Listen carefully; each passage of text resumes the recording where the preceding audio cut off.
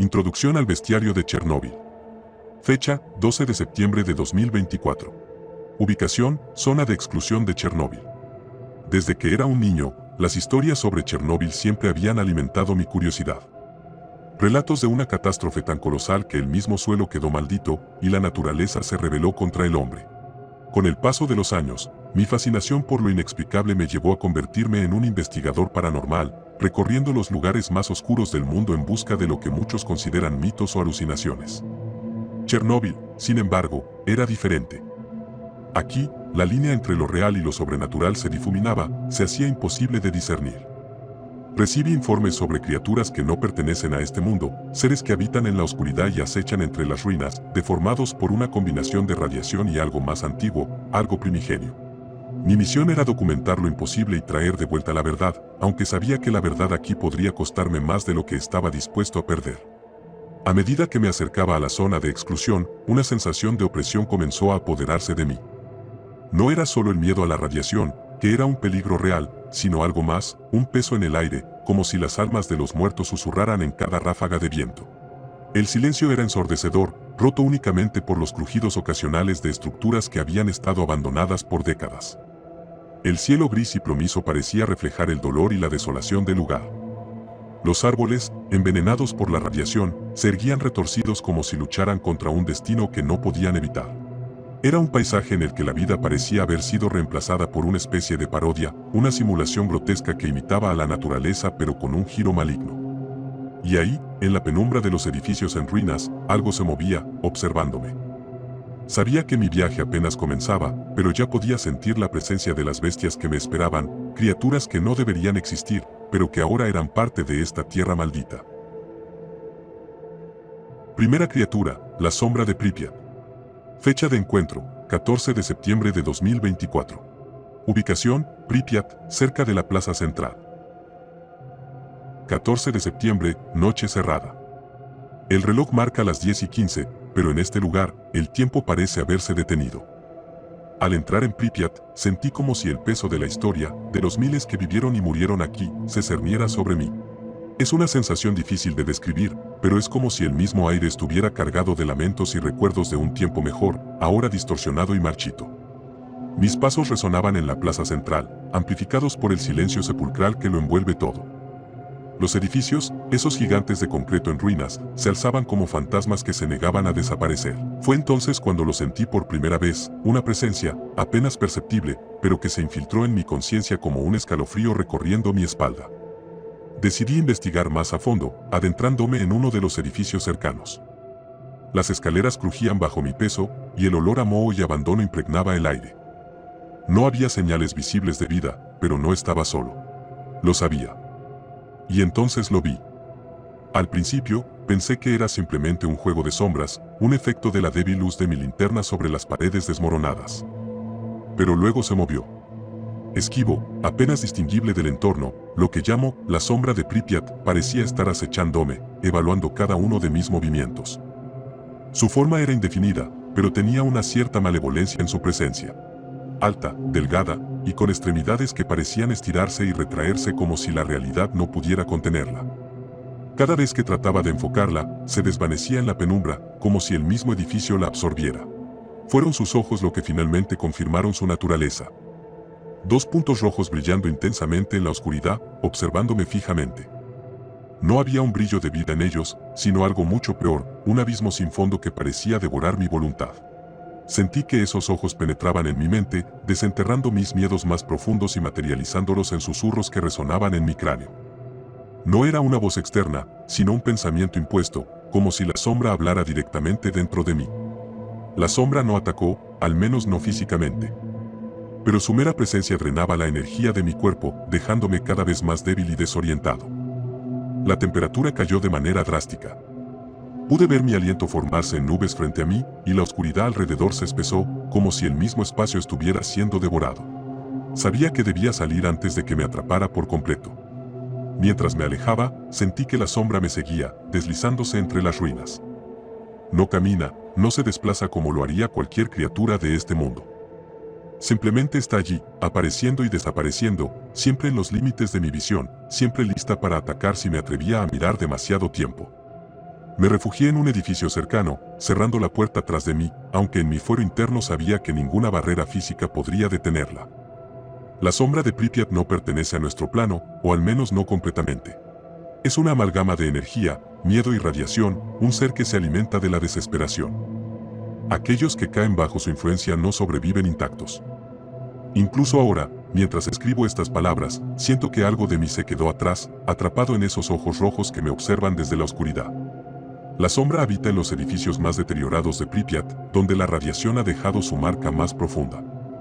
Estos lugares, que alguna vez fueron llenos de vida, ahora son su dominio. Hospitales, escuelas, apartamentos, en cada rincón puedes echar. ¿Cuántos han encontrado su fin en sus gélidos brazos? Me pregunto si, algún día, alguien encontrará estos escritos y comprenderá el verdadero terror que se oculta en Chernóbil. Segunda criatura, el susurrador de la central. Fecha de encuentro, 17 de septiembre de 2024. Ubicación, Central Nuclear de Chernóbil, Reactor 4. 17 de septiembre. Hoy decidí acercarme al corazón de la catástrofe, el Reactor 4 de la Central Nuclear de Chernóbil. Las paredes que rodean este lugar emanan una energía que se siente en los huesos, como si el desastre nunca hubiera terminado realmente. Mientras exploraba los pasillos abandonados, me di cuenta de que no estaba solo. Algo, o alguien, estaba aquí conmigo. Fue en el corredor principal, cerca de la entrada sellada al reactor, donde lo escuché por primera vez, un murmullo suave, casi imperceptible, pero constante. Al principio pensé que era el viento colándose por las grietas de las paredes, pero este sonido tenía una cadencia, un ritmo que parecía imitar la respiración. Me quedé quieto, intentando localizar su origen, y entonces lo vi. Emergiendo de las sombras, arrastrándose por el suelo con un movimiento lento y serpenteante, apareció lo que he decidido llamar el susurrador de la central.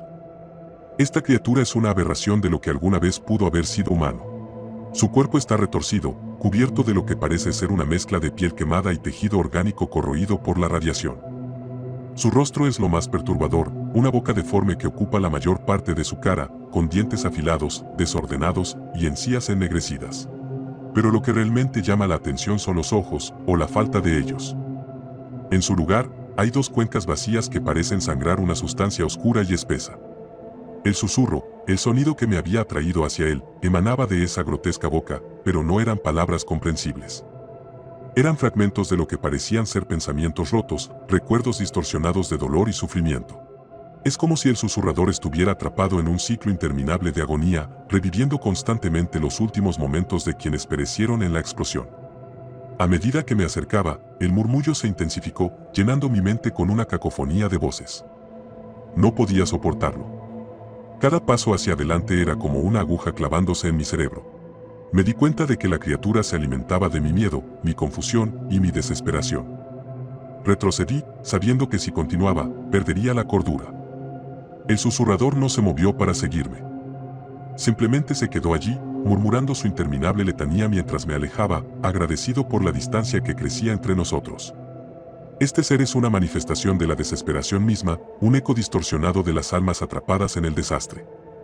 Habita en los corredores cercanos al reactor, pero tengo la sensación de que puede aparecer en cualquier lugar donde el dolor y la muerte hayan dejado su marca. Es una advertencia viviente de lo que el desastre dejó atrás, no solo ruinas, sino almas destrozadas que nunca encontraron paz.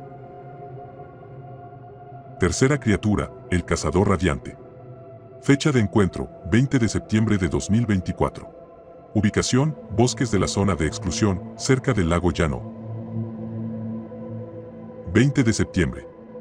Hoy me adentré en los bosques que rodean el lago Llano, un área que, según los rumores locales, está extrañamente activa por la noche. Los árboles, retorcidos y marchitos por la radiación, forman un laberinto que es fácil perderse. El silencio aquí es profundo, casi sofocante, interrumpido solo por el crujir de las ramas bajo mis pies y el viento que susurra a través de las hojas muertas. Caminé durante horas, sintiendo como la atmósfera se volvía cada vez más opresiva, hasta que el crepúsculo dio paso a la oscuridad. Fue en ese momento cuando noté un leve resplandor a lo lejos, entre los árboles. Una luz pálida, casi imperceptible, que se movía con un ritmo calculado, como si estuviera buscando algo o a alguien. Decidí seguir la luz, moviéndome con cautela. No quería alertar a lo que fuera que la emitía. A medida que me acercaba, el resplandor se intensificó, revelando la silueta de una criatura que nunca pensé encontrar fuera de pesadillas. El cazador radiante, como lo he llamado, es un ser imponente, de al menos 3 metros de altura, con un cuerpo que parece estar compuesto de huesos alargados y afilados, todos ellos irradiando una luz espectral que ilumina su figura. Su cabeza, alargada y desprovista de rasgos humanos, estaba coronada por un par de cuernos retorcidos que brillaban con la misma luz mortecina. No tiene ojos en el sentido convencional, pero en su lugar, 2 pequeños orbes de energía pura flotan donde deberían estar sus cuencas, girando y enfocándose en cualquier movimiento a su alrededor. Lo más aterrador de este ser es la forma en que se mueve, no camina, sino que flota ligeramente por encima del suelo, deslizándose con una gracia casi antinatural. Mientras lo observaba, vi cómo alzaba uno de sus largos brazos esqueléticos, apuntando hacia un pequeño animal que había quedado atrapado en su territorio. La luz que emanaba de su cuerpo se intensificó brevemente, y en un instante, el animal quedó paralizado, su cuerpo envuelto en la misma radiación. Fue como si la vida se drenara de él en un abrir y cerrar de ojos, quedando solo una cáscara vacía. El cazador radiante no consume a sus presas en un sentido físico. Es como si se alimentara directamente de su energía vital, dejando tras de sí solo restos secos y desprovistos de vida. Después de presenciar este macabro espectáculo, supe que debía alejarme antes de que dirigiera su atención hacia mí. Me desplacé lentamente hacia atrás, sin perderlo de vista hasta que la distancia fue suficiente para que la oscuridad lo ocultara de nuevo. Este ser caza en los bosques más contaminados, aquellos donde la radiación ha transformado la naturaleza en algo retorcido y antinatural. No sé si es una manifestación de la radiación misma, o algo mucho más antiguo, atraído por el caos y la muerte que la catástrofe de Chernóbil provocó. Lo que sí sé es que el cazador radiante es una fuerza imparable, un depredador sin igual que no deja rastro alguno de sus víctimas, salvo el silencio absoluto. Cuarta criatura, el vorágine carmesí. Fecha de encuentro, 23 de septiembre de 2024. Ubicación, Pantano Rojo, zona de exclusión de Chernóbil. 23 de septiembre. Me aventuré hoy hacia el Pantano Rojo, un lugar del que muchos han hablado con temor, pero pocos se atreven a visitar. El terreno aquí es traicionero, con charcos de agua estancada y fango que parece querer tragarte con cada paso. El nombre del lugar proviene de la extraña coloración del agua y la vegetación, que ha tomado un tinte rojizo debido a la radiación, como si el pantano mismo estuviera sangrando. A medida que avanzaba, una sensación de inquietud se apoderó de mí. El aire estaba denso, pesado, como si el pantano respirara con vida propia. Pronto, descubrí que no estaba solo en este lugar desolado. Frente a mí, el agua comenzó a burbujear y agitarse, formando un remolino que crecía en intensidad y velocidad. Del centro de este remolino, surgió una criatura que solo puedo describir como el vorágine carmesí. Este ser es una amalgama de formas y colores que desafían la lógica. Su cuerpo parece estar hecho de la misma sustancia que el agua del pantano, pero con una consistencia más sólida y maleable.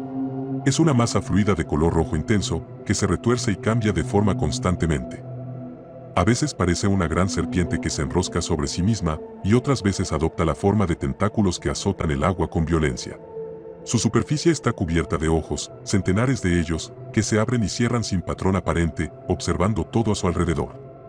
El vorágine carmesí no tiene una boca visible, pero eso no significa que sea inofensivo. De su interior emana un sonido gutural, un gruñido profundo que reverbera en el aire y en el agua, haciéndome sentir como si el suelo mismo temblara bajo mis pies. De repente, uno de sus tentáculos se lanzó hacia mí, moviéndose a una velocidad sorprendente. Apenas logré esquivarlo, y en el lugar donde golpeó, el suelo quedó quemado, humeante, como si hubiera sido corroído por ácido. Este ser no parece ser una criatura consciente en el sentido convencional. Es más bien una fuerza de la naturaleza, un depredador cuyo único propósito es devorar y destruir todo lo que encuentra a su paso. Pero lo más desconcertante es que parece estar intrínsecamente conectado al pantano. No puedo evitar preguntarme si el vorágine carmesí es el resultado de la radiación que ha contaminado este lugar, o si siempre ha estado aquí, escondido, esperando a que los eventos de Chernóbil lo despertaran. Me alejé rápidamente, sabiendo que enfrentarse a esta criatura en su propio terreno sería una sentencia mortal. Solo puedo advertir a cualquier otra persona que se aventure aquí, el Pantano Rojo no es solo un lugar, es un ente vivo, y el vorágine carmesí es su guardián, una manifestación de su furia y desesperación. Y así concluye esta parte de nuestro recorrido por las misteriosas y únicas criaturas del bestiario de Chernóbil. Pero esto es solo el principio. Si el contenido te gustó, regálame tu suscripción. Y si quieres que continúe explorando más de estas fascinantes y aterradoras formas de vida, házmelo saber dándole like, comentando o compartiendo este video. Gracias por acompañarme en este viaje y por ver el video. Nos vemos en la siguiente parte, donde el misterio continúa.